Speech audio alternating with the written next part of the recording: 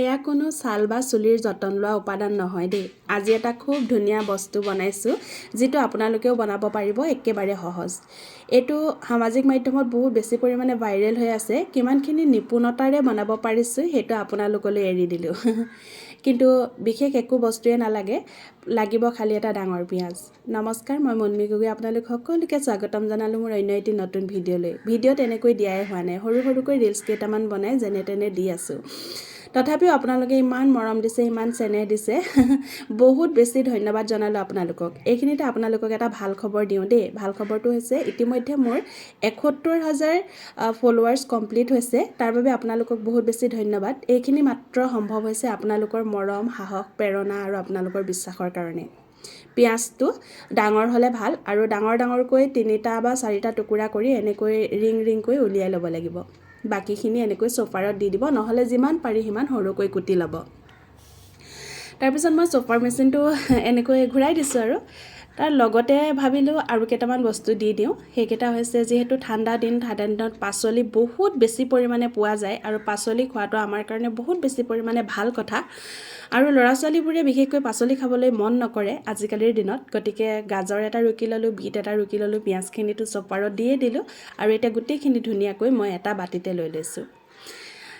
আৰু আপোনালোকে ক'ৰ পৰা ভিডিঅ'টো চাই আছে, যদি এই পৰ্যায়লৈকে ভিডিঅ'টো চাই আছে তেতিয়াহ'লে কমেণ্ট কৰি থৈ যাবচোন। মই ৰৈ আছোঁ আপোনালোকৰ কমেণ্টৰ কাৰণে।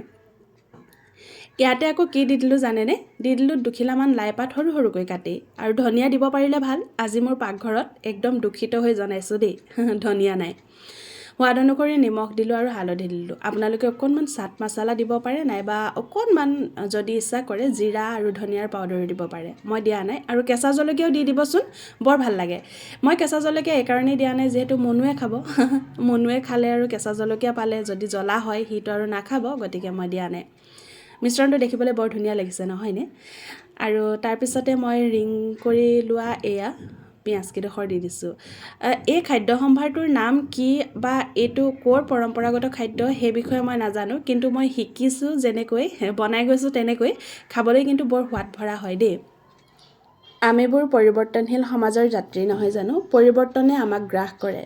কিন্তু এটা কথা আমি সদায় মনত ৰখা উচিত, যেতিয়া আমি পৰিৱৰ্তনৰ দিশেৰে সাঁতুৰিবলৈ আৰম্ভ কৰোঁ, আমি নিজস্বতাক কেতিয়াও পাহৰি যাব নালাগে, নহ'লে বিপদ হোৱাৰ চান্স থাকে। নে কি কয়? বৰ ডাঙৰ কথা এটা কৈ দিলোঁ নেকি বাৰু?